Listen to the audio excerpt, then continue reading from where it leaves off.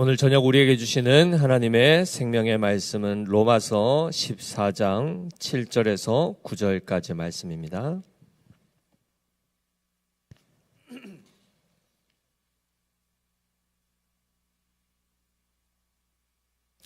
신약성경 258페이지 로마서 14장 7절에서 9절까지의 말씀을 우리 함께 한 목소리로 합독하겠습니다. 우리 중에 누구든지 자기를 위하여 사는 자가 없고 자기를 위하여 죽는 자도 없도다. 우리가 살아도 주를 위하여 살고 죽어도 주를 위하여 죽나니 그러므로 사나 죽으나 우리가 주의 것이로다. 이를 위하여 그리스도께서 죽었다가 다시 살아나셨으니 곧 죽은 자와 산 자의 주가 되려 하심이라. 아멘. 할렐루야. 추운 날씨 가운데서도 이곳은 지금 뜨거운 열기가 가득한 줄 믿습니다. 왜 그렇죠? 성령께서 함께 하시기 때문입니다. 우리가 지금 계속해서 이제 믿음에 대하여 살펴보고 있는데요. 이 믿음이라는 부분들은 분명히 예수 그리스도를 신뢰하는 것, 인격적으로 그분을 가까이 하고 의지하는 그 실존의 상태 자체를 얘기합니다. 그럴 때에 우리가 쭉 살펴본 것처럼 에베소서 2장 8절 말씀처럼 너희는 그 은혜에 의하여 믿음으로 말미암아 구원을 받았으니 이것은 너희에게서 난 것이 아니요 하나님의 선물이라 이렇게 말씀했죠. 우리 안에 있는 이 믿음, 우리 안에 있게 된 믿음, 우리가 만들어낸 것 아닙니다. 철저하게 하나님께서 선물로 우리에게 주신 그 믿음이 마치 한 알의 씨앗처럼 우리 안에 들어와 있습니다. 즉 예수 그리스도를 알게 되고 신뢰하게 되는 이 믿음이 이제 시작이 된 것이죠. 그러면 갈라디아서 5장 6절 말씀에 나온 것처럼 그리스도 예수 안에서는 할례나 무할례가 효력이 없되 사랑으로서 역사하는 믿음뿐이니라 이렇게 되어 있습니다. 자, 믿음은 결국 반드시 무엇을 동반하게 되어 있습니까? 사랑을 동반하게 되어 있다는 것입니다. 그러면 내가 예수 그리스도를 믿게 되고 신뢰하게 되면 반드시 그 예수 그리스도를 사랑하게 된다는 것입니다. 그러면 다시요, 사랑이라든가 믿음이라는 것을 이거를 행위나 행함으로 일단 연결하지 마시고 행동으로 연결하지 마시고 내가 실제로 사랑할 수 있는 존재로 내 안에 사랑이 채워지고 내가 누군가를 신뢰할 수 있는 그 믿음이 채워지고 있는 이 상태, 실존을 보셔야 됩니다. 그런 가운데 나는 믿음이 있습니다 하는데 사랑하는 마음은 전혀 없다. 그것은 참된 믿음이 아닙니다.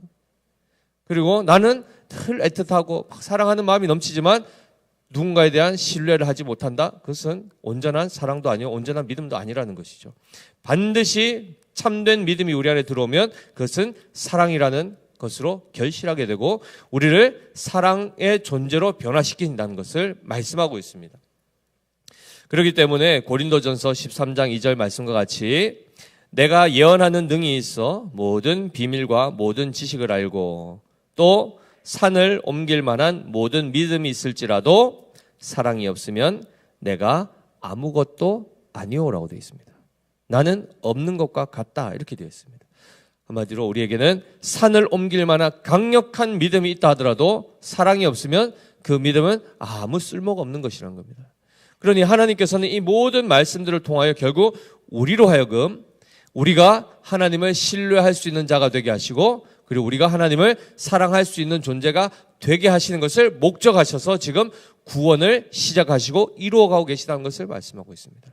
자, 그런데 골로새서 1장 4절 6절에는 이런 말씀이 나와 있는데 한번 이거는 같이 읽어보겠습니다. 골로새서 1장 4절에서 6절입니다. 시작.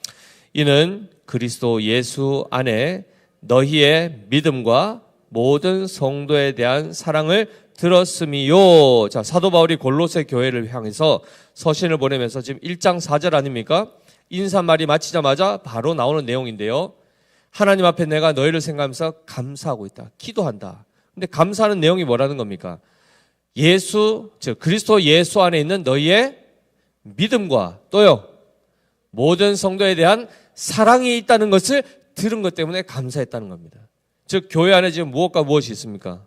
골로새 교회 안에 믿음과 사랑이 있다는 것을 듣고 사도 바울이 너무 감사했다는 것인데, 이어서 5절에 뭐라고 되어 있습니까? 읽습니다. 시작. 너희를 위하여 하늘에 쌓아둔 소망으로 말미암음이니 곧 너희가 전에 복음 진리의 말씀을 들은 것이라. 이 복음이 이미 너희에게 이름에 너희가 듣고 참으로 하나님의 은혜를 깨달은 날부터 너희 중에서와 같이 또 온 천하에서도 열매를 맺어 자라는도다 라고 되어 있습니다. 무엇이 자라고 있을까요? 믿음이 자라고 사랑이 자라는 것입니다. 이것이 바로 하나님께서 우리에게 결실하고자 열매로서 최종적인 결과를 이루고자 하는 바로 그 실체가 되는데, 믿음이 자라야 되고 사랑이 자라가야 된다는 것을 말씀합니다. 자, 그럼 잘 보십시오. 처음에 우리 안에는 믿음이 있었습니까? 없었습니까? 아예 없었습니다. 사랑이 있었습니까? 사랑이 있었습니까? 예수님 안 믿을 때도 연애하고 다 하셨지 않습니까? 어릴 때 부모님 사랑 안 하셨습니까? 연애 안 하셨다고요? 자, 우리 안에는 누군가를 이렇게 의지하고자 하는 마음도 있을 수 있고 누군가에 대한 사랑의 마음도 있을 수 있으나, 하나님께서 우리에게 주신 그 믿음과 우리 안에 원래 있었던 믿음은 같습니까? 다릅니까? 본질상 어떻게 다르죠? 우리가 만들어낸 믿음은 부패했단 말이죠. 온전하지 못한 것입니다. 일시적이고 사라질 것들입니다. 우리가 가진 사랑 또한 마찬가지죠. 아무리 내가 영원토록 내가 당신 곁을 지키면서 내가 끝까지 사랑할 것입니다 했다가도 며칠 못 가죠. 며칠이라도 가면 오래 가죠. 하루 그날 신혼여행 가면서 벌써 그죠? 피곤해가지고 서로 짜증내다가 온데간데 없이. 그러니까 우리가 가지고 있다고 생각하는 의, 우리가 가지고 있는 믿음, 사랑, 이런 것들은 다 한계가 있고 그것은 온전치 못한 것이요, 하나님께서 우리에게 주신 그 믿음의 씨앗, 사랑의 씨앗들은 온전한 것이며 반드시 결실하여 완전한 믿음과 완전한 사랑을 결실하는 것들이라는 것이요, 그것을 지금 하나님께서 각자에게 씨앗의 형태로 주셨습니다. 없던 우리에게 믿음이 생겼고 없던 우리에게 하나님의 사랑이 부음받았단 말이죠. 그리고 나서는 이게 시간이 지나면서 어떻게 된다고요? 자라간다는 겁니다. 자라간다는 겁니다. 그러면 교회로 모인 우리 안에 믿음이 분명히 있죠. 그러면 지금 자라가고 있습니까? 안 자라가고 있습니까? 자라가고 있단 말입니다.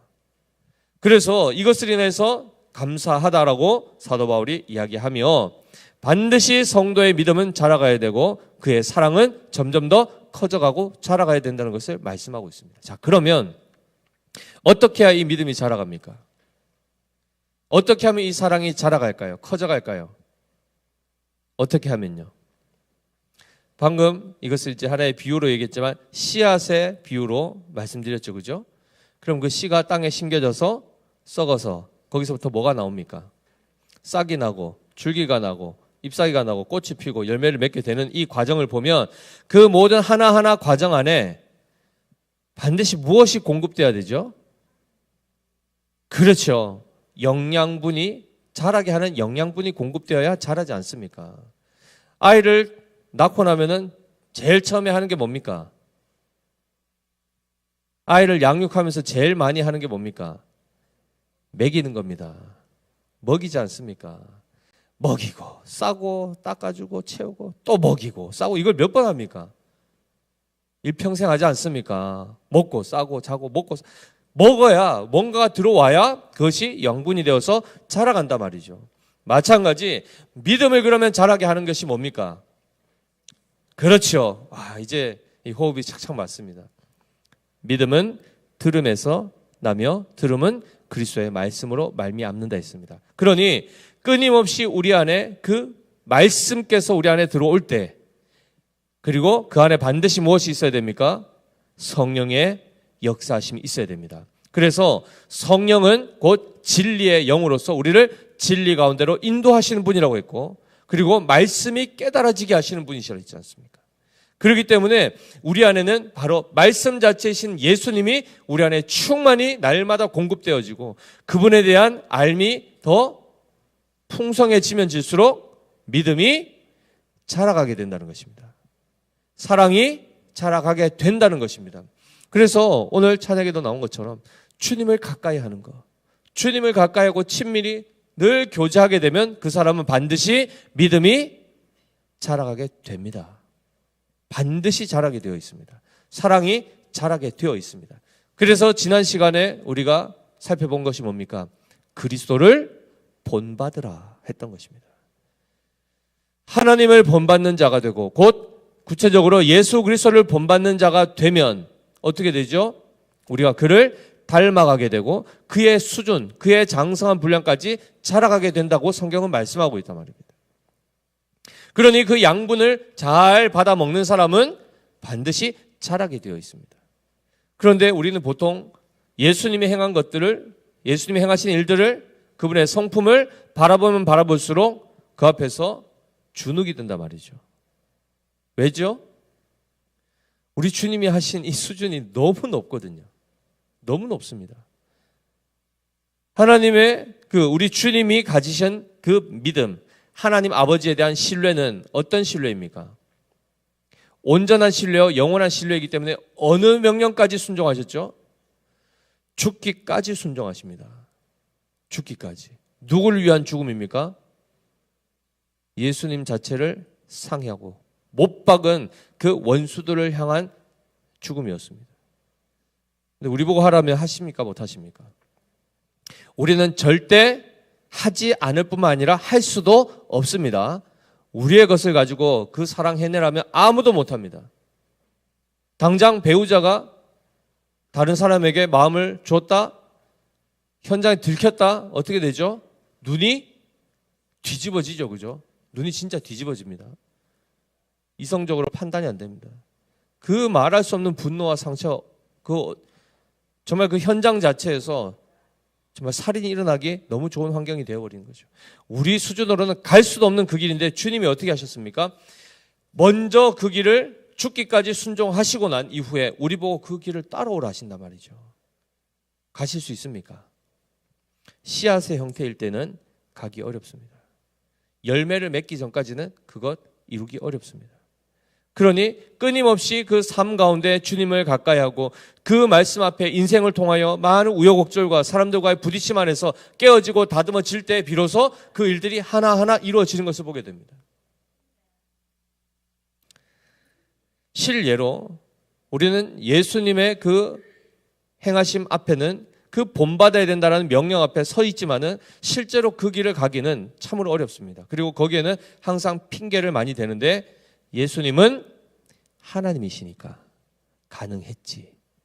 우리는 하나님이 아니지 않는가? 말이 맞습니까? 틀립니까? 맞죠?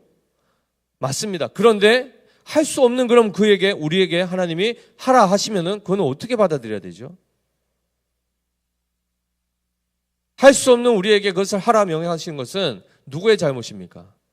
우리의 잘못입니까? 그걸 하라 하는 사람이 잘못입니까?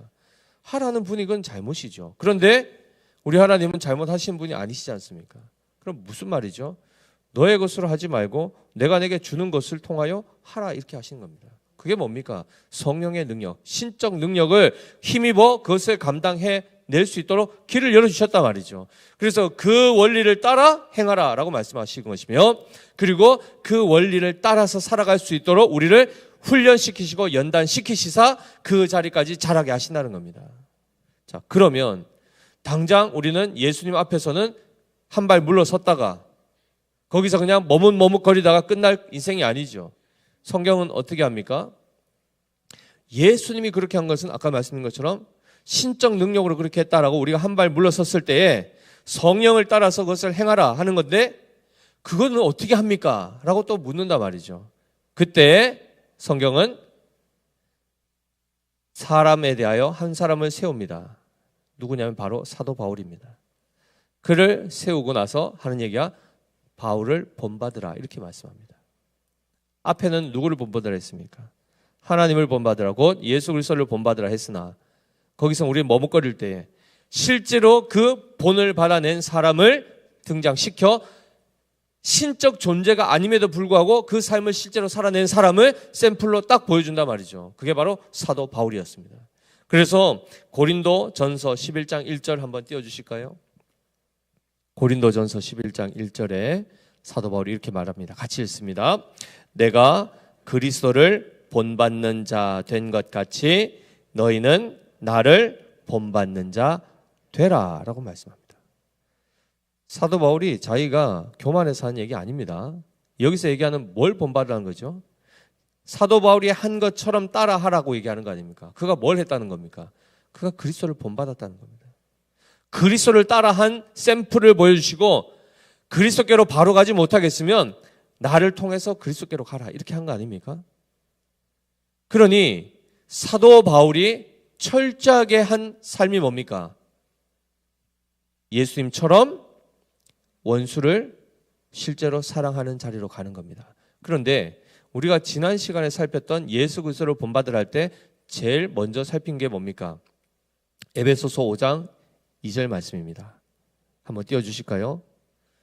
에베소서 5장 2절에 이렇게 되어 있습니다. 그리스도께서 너희를 사랑하신 것 같이 너희도 사랑 가운데서 행하라 하시며 그는 우리를 위하여 자신을 버리사라고 하셨습니다. 우리를 위하여 우리를 사랑하시고 우리를 살려내시기 위해서 행하신 것이 자기를 버리셨다는 겁니다. 빌립보서 2장 7절 한번 띄워주실까요? 빌립보서 2장 7절 같이 읽습니다. 오히려 자기를 비워 종의 형체를 가지사 사람들과 같이 되셨고, 자, 그리스도께서 행하신 일들 가운데 그분의 가장 신실하심과 그분의 사랑하심이 무엇으로 표현됐냐면 죄인을 사랑하시고 죄인을 살리시기 위해서 자신을 기꺼이 버리고 비워내신 이 삶을 지금 예수님이 보이셨고 그 본을 지금 누가 따라가고 있습니까? 사도 바울이 그대로 따라가고 있다는 겁니다. 그럼 그는 어떻게 그렇게 할 수 있었습니까? 다른 사람보다 뛰어나섭니까? 그렇지 않습니다. 사도 바울의 자기 인식이 뭐였습니까? 항상 내가 사도됩니까? 나는 교회를 향하여 핍박하고 박해하고 포악을 행했던 그런 죄인 중에 괴수다. 이게 자기 정체성의 실체입니다. 쉽게 얘기하면 뭡니까? 나는 교회의 원수된 자였다. 그게 항상 사도 바울의 자기 인식이었습니다. 그런 자기를 주님이 불쌍히 여기시고 심판하지 않으시고 거기서 다시금 긍휼을 베푸셔서 사도가 되게 하셨다는 겁니다. 그러니 자기를 위하여 대신 비워주시고 자기를 버리시고 죽어주신 그 그리스도께서 지금 나를 향한 그의 사랑이 부음받으니까 그가 어떻게 됩니까? 그 또한 주를 위하여 아낌없이 나의 생명, 나의 모든 것, 자존심 다 버리게 되더라는 겁니다. 쉽게 얘기하면 내가 죄인됨을, 내가 철저하게 악함을 우리가 인지하지 않으면 주님을 따라갈 수가 없습니다. 그리고 더 큰 것은 내가 정말 죄인됨을 깨달았을 때 그를 사랑하신 주님의 사랑을 정말 부음받아 그 사랑이 깨달아지지 않으면 절대 주님 닮아갈 수가 없습니다. 근데 이것을 누가 깨닫게 하십니까? 하나님께서 성령을 통하여 끊임없이 우리가 죄인됨과 우리의 연약함을 깨닫게 하시고 끊임없이 성령을 의지하여 새 삶을 살게 하신단 말이죠. 그러면 실제로 사도 바울은 자기 자신을 어떻게 비웠습니까? 예수님은 십자가 위에서 못 박히시고 피 흘리셔서 실제 희생제물이 되셨는데 사도 바울은 어떤 형태로 그 삶을 구현해냈습니까? 우리 빌립보서 1장 말씀 한번 띄워주시겠습니다. 빌립보서 1장 15절부터 한번 살펴볼 텐데요. 자, 같이 읽어보겠습니다. 시작. 어떤 이들은 투기와 분쟁으로, 어떤 이들은 착한 뜻으로 그리스도를 전파하나니 이들은 내가 복음을 변증하기 위하여 세우심을 받은 줄 알고 사랑으로 하나 그들은 나의 매임에 괴로움을 더하게 할 줄로 생각하여 순수하지 못하게 다툼으로 그리스도를 전파하느니라. 자, 지금 교회 안에, 빌립보 교회 안에 어떤 일이 발생했습니까? 사도 바울이 지금 감옥에 갔단 말이죠. 감옥에 갔을 때 교회가 사도 바울을 정말 존중하고 사랑했던 성도들은 그가 감당하던 사역이 지금 멈췄으니 우리가 그의 사역을 이어받아서 사도 바울이 없을 그때 우리가 열심히 주님을 전파하자, 복음 전하자 해서 사랑함으로 열심히 복음 전했단 말이죠. 그런데 한편에서는 사도 바울에 대한 반감이 있었던 성도들이 같이 있었단 말이죠, 교회 안에. 근데 그들 또한 어떻게 했다는 겁니까? 혼자 잘난 척 하더니 꼴 좋다, 감옥이나 갔네, 이제 우리가 한번 본격적으로 해보겠다 해서 순수하지 않은 동기로 사도 바울에 대한 불쾌한 마음을 가지고 오히려 반감을 가지고 뭘 했습니까? 동일하게 그리스도를 전했더란 말이죠. 그러니까 한쪽에서는 사랑함으로 순전한 마음으로 복음 전하고 다른 쪽에서는 또 시기하는 마음과 이런 것으로 또 복음을 전했단 말이죠. 이 상황을 감옥에 있는 사도 바울이 들은 겁니다. 자, 그 다음에 사도 바울이 1장 18절에 뭐라고 고백합니까? 같이 읽습니다. 시작. 그러면 무엇이냐? 거칠애로 하나 참으로 하나 무슨 방도로 하든지 전파되는 것은 그리스도니 이로써 나는 기뻐하고 또한 기뻐하리라 라고 되어 있습니다. 우리 같으면 어떻게 했을까요? 지금 사도 바울은 자기에 대해서 불편하게 생각하고 오히려 자기를 비방하는 그 사람들에 대해서 지금 불편한 마음이 있습니까? 없습니까? 개의치 않죠. 지금 사실 굉장히 억울하고 굉장히 마음이 상할 수 있습니다. 자기가 정말 교회를 위해서 이렇게 열심히 했는데 거기에 대해서 그 사도 바울의 진의와 중심에 대하여 왜곡하고 거기에 대해서 비방하면서 오히려 막 역으로 자기들 나름대로 막 교회를 세워보겠다고 열심히 내는 사람들, 개인적으로 입장으로 보면 마음 상하죠. 그것 때문에 교회가 막 분열되고 할 때 마음 상할 수 있습니다. 그런데 지금 사도 바울의 관심은 어디 있습니까? 복음 전하다 지금 감옥에 갇힌 것도 억울해 죽을 수도 있는데 억울해 죽겠는데 교회까지도 파가 나눠가지고 자기에 대해서 비방하는 사람들이 막 나타나고 막 속이 상하고 하는데 사도 바울은 지금 기뻐하고 있답니다. 뭐 때문에요? 그리스도만 전파되면 된다는 겁니다. 나는 오해를 받든 무시를 당하든 사람이 나를 좋아하든 싫어하든 관계없이 오직 그리스도만 전파되어서 누군가가 다시금 믿음의 사람이 되고 사랑의 사람으로 변했다면 그것이면 족하다는 겁니다. 이렇게 되려면 일단 뭐부터 없어져야 됩니까? 자기의 자존심 없어져야 됩니다. 사도 바울은 자아라는 사도 바울이란 자기 자신에 대한 그 실체가 뭔지를 알았기 때문에 과감하게 버리는 겁니다. 그 실체가 뭐였다고요? 죄인 중에 괴수였습니다. 그 착한 사람, 성령이 충만한 사람, 믿음의 사람, 스데반을 돌로 쳐 죽였지 않습니까? 한두 명입니까? 예수님 잘 믿는 사람 다 끌고 가가지고 했던 바로 그 사도 바울이 지금 자기 자신에 대해서 철저히 부인하는 겁니다. 자기를 비워내는 겁니다. 자기 안에서부터. 근데 우리는 어떻습니까? 조금 억울하면, 누군가 나를 오해하면 마음이 편합니까? 불편합니까? 그날 잠 잘 주무십니까? 못 주무십니까? 밤 꼴딱 새시죠. 이 감정 하나도 우리가 컨트롤이 안 됩니다. 그것 또한 주님께서 주셔서 정말 새롭게 된 그 감정도 아닌 그저 나의 육신의 감정에 매이면 거기서 벗어나지 못하고 전전긍긍하고 끙끙댄단 말이죠. 근데 사도 바울은 어떻게 합니까? 자기 자신에 대해서 자기를 돌보지 않습니다. 자기는 한마디로 없는 겁니다. 없는 자아를 무슨 그게 반응을 할 수 있겠습니까?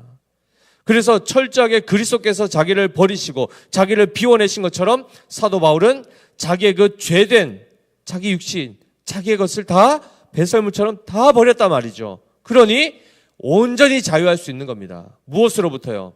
모든 핍박과 모든 오해와 원망과 불평과 모든 그 사람들의 반응으로부터 완전히 자유하게 됩니다. 그리고 오직 무엇에만 사로잡혀 있습니까? 오직 예수 그리스도, 오직 복음, 오직 교회, 여기에 그의 온 마음이 쏟깁니다. 그래서 사도행전 20장 24절 한번 볼까요? 사도행전 20장 24절 말씀입니다. 같이 읽어보겠습니다. 시작. 내가 달려갈 길과 주 예수께 받은 사명 곧 하나님의 은혜의 복음을 증언하는 일을 마치려 하면은 나의 생명조차 조금도 귀한 것으로 여기지 아니하노라. 사도 바울이 지금 뭐까지? 자기 생명까지도 아까워하지 않습니다. 우리가 제일 소중하게 여기는 게 뭡니까? 우리 생명 아닙니까? 이거 잃어버릴까 봐 다들 전전긍긍하지 않습니까? 그렇지 않습니까? 근데 사도 바울 어떻게 합니까? 내 생명보다 지금 뭐가 더 중요하다는 겁니까? 하나님의 사명, 그게 뭐죠? 곧 복음 전하는 것, 은혜의 복음이 증거되어서 죽은 영혼들이 살아나는 것, 이거면 족하다는 겁니다. 그걸 위해서, 그 일을 위해서 내 생명이 필요하고 나의 헌신이 필요하다면 기꺼이 내던질 수 있다는 겁니다. 누구의 모습입니까? 예수님의 모습입니다. 그런데 어떻게 사도 바울이 신도 아닌데 예수님도 아닌데 이 일이 어떻게 가능하죠? 그는 철저하게 자기를 부인하고 성령을 의지했던 사람 아닙니까? 그럴 수 있었던 게 뭐라고요? 자기 자신이 누군지를 정확하게 알았단 말이죠. 내가 정말 죄인 중에 괴수인 것을 알면 자기 버리게 됩니다. 정말 작은 먼지 하나라도 다 탈탈 털어서 버리고 싶은 겁니다. 사도 바울이 지금 그렇게 했다는 거죠. 그러니 잘 보시면 하나님이 지금 바울을 세워놓고 바울을 본받아라 이렇게 말씀하시죠. 그런데 그 바울이 어떤 사람이었습니까? 처음에 아까 얘기한 것처럼 죄인 중에 괴수를 하나님이 샘플로 세우십니다. 이게 뭐죠? 사도 바울의 뛰어남을 본받으라 한 게 아니라 말이죠. 정말 세상에서는 멸절돼야 되고 없어져야 될 그 사람을 하나님이 붙들어 세우시자 그가 이렇게 바뀌더라는 샘플을 보여주시는 겁니다. 그러니까 최악의 사람도 하나님이 하나님의 사람을 만들어낼 수 있다면 우리는요 능히 하시고도 남는단 말입니다. 그러니까 우리가 핑계댈 게 있습니까 없습니까? 없단 말이죠. 여기서 우리가 누군가를 살해하고 온 사람도 있습니까? 혹여나 있다 한들 무슨 문제가 되냐 말이죠. 왜요? 사도 바울도 하나님이 고치셔서 믿음의 사람 되게 하시고 사랑의 사람 되게 하시고 예수님을 따라 살아가고 주님을 본받는 자 되게 하셨지 않습니까? 그럼 우리는요 사도 바울이 열심히 해서 자기가 자기 노력으로 간 거 아닙니다. 하나님의 인도하심을 따라 그 자리에 갔는데 그를 본받게 하시는 하나님은 당연히 우리 또한 그 자리로 넉넉하게 가게 하시는 하나님이십니다. 아멘이시죠. 그래서 우리가 이러한 차원에서 고린도후서 4장 7절 말씀 한 번 더 살펴보겠습니다. 고린도후서 4장 7절 말씀 같이 읽어보겠습니다. 시작. 우리가 이 보배를 질그릇에 가졌으니 이는 심히 큰 능력은 하나님께 있고 우리에게 있지 아니함을 알게 하려 함이라 라고 되어 있습니다. 여기서 얘기하는 이 보배가 뭡니까? 예수 그리스도이십니다. 근데 그 그리스도께서 지금 어디에 계신답니까? 질그릇 안에 들어오셨다는 겁니다. 그럼 저기서 얘기하는 질그릇이 뭐죠? 교회입니다. 교회 안에 거하시는 그리스도, 교회는 질그릇입니다. 우리 주님이 이 질그릇 안에 담겨 계시는데 그런 차원에서 보면 이 보배가 잘 드러나려면 어떻게 해야 됩니까? 질그릇이 깨어져야 됩니다. 그러면 보배가 드러나게 되어 있습니다. 질그릇 안에 뚜껑 딱 닫아놓고 가만히 두면 그 안에 뭐 있는지 누가 압니까? 그런데 질그릇이 열리고 질그릇이 깨어지면 그 안에서 보배가 드러나는 건 아니겠습니까? 철저하게 그래서 그리스도께서는 우리 질그릇된 우리 안에, 연약한 우리 안에 들어오셔서 아름답지 않은 우리 안에 들어오셔서 우리의 아름답지 않은 그 연약함들을 다 제거해 가신단 말이죠.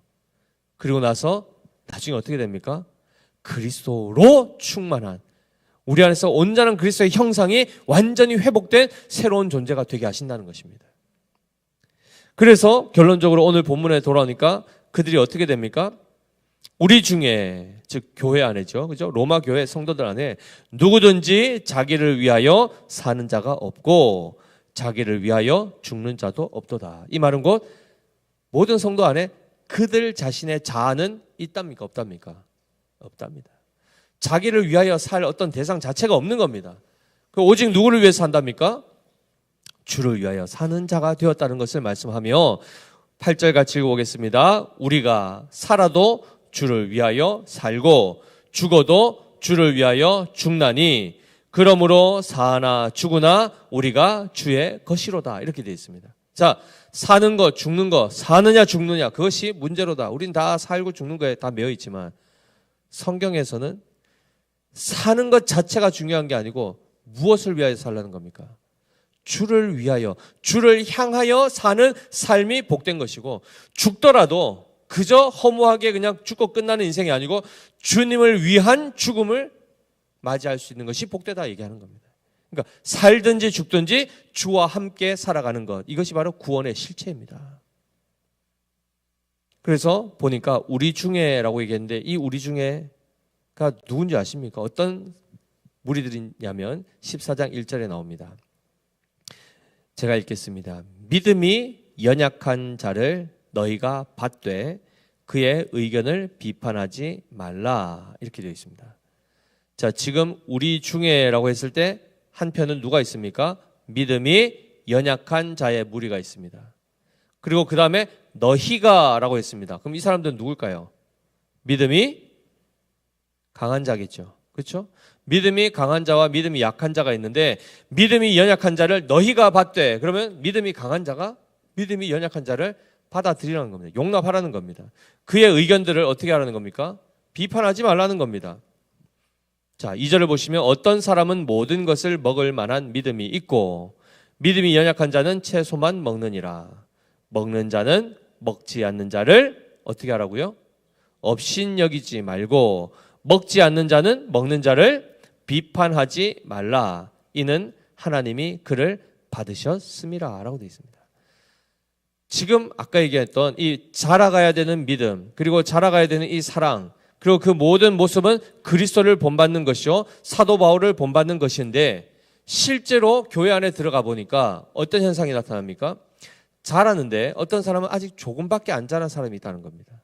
어떤 사람은 좀 많이 자란 사람이 같이 있다는 겁니다. 그럴 때 같이 자라는 가지만은 수준과 그 범위가 차이가 날 수 있다는 건데, 그 안에서 어떻게 하라는 겁니까?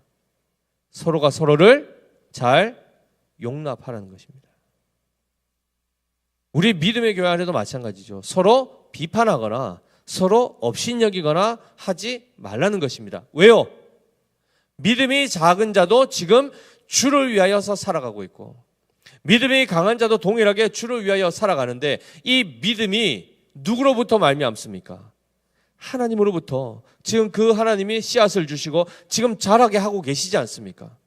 그런데 덜 자랐다고 우리가 거기에 대해서 그 사람 자체를 뭐라 하면 됩니까? 안 됩니까? 왜 안 되죠? 지금 하나님이 지금 그 때에 따라서 지금 기르고 계시지 않습니까?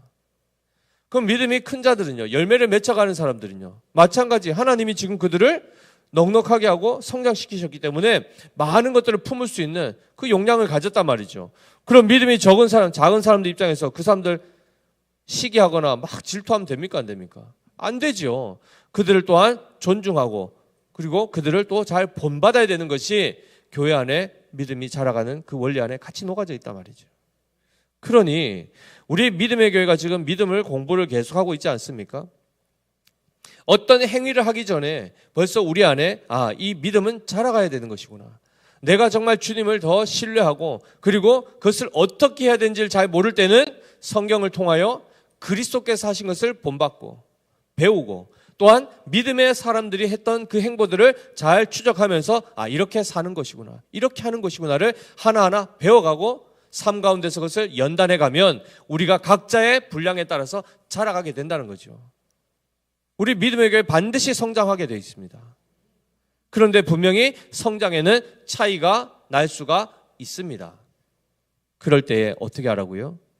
믿음이 큰 자는 믿음이 작은 자를 업신여기지 말라는 겁니다. 그리고 믿음이 작은 자 또한 믿음이 큰 자에 대해서 시기하거나 비판하지 말라는 것입니다. 각자가 주를 위하여 살아가면 됩니다. 각자가 동일하게 우리 주님, 한 분 주님을 함께 바라보며 그 안에서 함께 지어져 가면 그것이 복되다는 것입니다. 우리가 그 교회로 나가야 되지 않겠습니까? 그러니 당연히 믿음이 자라고 그리고 함께 붙들어 주다 보면 그 안에 어떤 일이 발생할까요? 서로가 서로에 대한 사랑을 느끼게 되고 경험하게 되는 것입니다. 서로 참아주고 기다려주고 용납해주는 가운데에 함께 지어져가는 가운데 정말 끈끈한 사랑함이 있다는 거죠. 그래서 오늘 우리 장우희 집사님도 기도하셨지 않습니까? 홀로 신앙생활을 하는 것이 아니라 함께 신앙생활할 수 있는 이 성도들이 있음이 감사했지 않습니까? 솔직히 감사하지 않습니까? 앞뒤 좌우 때로는 서로에 대해서 좀 불편할 수도 있겠지만 그래도 같이 함께 한자리에서 하나님 찬양하고 예배하고 함께 붙들어주고 할 수 있는 성도가 있음이 얼마나 복인지 모릅니다. 아멘이시죠? 아멘입니다. 그래서 우리 모두가 다 주를 위하여 주를 향하여 살아가는 성도가 되도록 우리 주님이 실제로 죽으시고 부활하셨다, 이 말씀을 하는 겁니다. 그래서 9절에 이를 위하여 그리스도께서 죽었다가 다시 살아나셨으니 곧 죽은 자와 산 자의 주가 되려 하심이라 입니다. 사랑하는 성도 여러분, 우리 믿음의 교회가 믿음이 자라는 원리를 잘 배우셔야 됩니다. 하나님의 말씀을 가까이 하시고 그 말씀이 그냥 공중에 붕 떠있는 하나의 글자들이 아닙니다. 그 말씀의 실제 내용들이 우리의 삶 가운데 그대로 환경과 사건들을 통하여서 적용되게 되어 있습니다. 누군가를 잘 용납하고 참아내고 하는 것들을 실제로 할 수밖에 없는 상황 가운데를 하나님이 몰아넣으십니다. 때로는 이러지도 저러지도 못하게 그 가운데 묶어버리십니다. 우리 지금 보면 셀 편성되어 있죠. 총 15개 셀입니다. 청년셀까지. 그러다 보면 순환이 되지 않습니까? 순환이 될 때 내가 가고 싶은 셀 가는 겁니까? 그렇게 하지 않았지 않습니까? 어떻게 했죠? 제비를 뽑아서 합니다. 그 한 이유가 뭡니까? 하나님의 뜻에 맡기자. 인간의 의지와 우리의 뜻을 다 내려놓자는 그 결정 아닙니까? 그렇게 해서 이번 12월 말에 또 뭘 합니까? 셀 순환 또 하지 않습니까? 기존에 한번 뽑힌 분들은 2년 후에 뽑힙니다. 그러니까 안 뽑혔던 분들 중에 뽑아서 그 다음으로 가면 아이고야 또 그전 셀하고 또 새 셀에 가가 또 적응하려니까 뭐 색깔도 안 맞고 뭐 대화도 잘 안 통하고 나이도 안 맞고 불편할 수 있습니까? 없습니까? 있죠. 있는데 신기한 것은 신앙의 원리를 잘 깨달으면 그 안에 묶여서 몇 개월 동안 있어야 됩니까? 일단 최소 2년 6개월이지 않습니까? 일단 한번 가면 2년 6개월 있다 다시 뽑힙니다. 어쨌든 새로운 곳에 가면 2년 6개월은 꼼짝 말합니다. 거기서 어떻게 해야 됩니까? 성경의 원리를 따라 살아가는 겁니다. 나보다 믿음이 강한 사람이 있으면 아이고 잘난 체하고 있네. 나는 뭐 그 정도 없는 줄 아나. 이런 거 하지 마시고 참 믿음이 좋다. 나도 참 본받고 싶다. 이런 자극을 받는 것이고 또 믿음 있는 사람 입장에서 답답하거든요. 믿음 연약한 분들 보면 자꾸 엉뚱한 소리 하는 것 같고 한마디로 믿음 없는 소리 하니까 답답한 겁니다. 그럼 막 나눔하기도 싫고 그게 아니라 어떻게 하라고요? 업신여기지 말고 그렇죠? 또 잘 경청해주고 그리고 신앙의 말로 또 다시 위로하고 권면하면서 함께 지어져 가는 것. 그 안에 우리가 이 순환의 과정 안에서 계속 뭐가 일어날까요?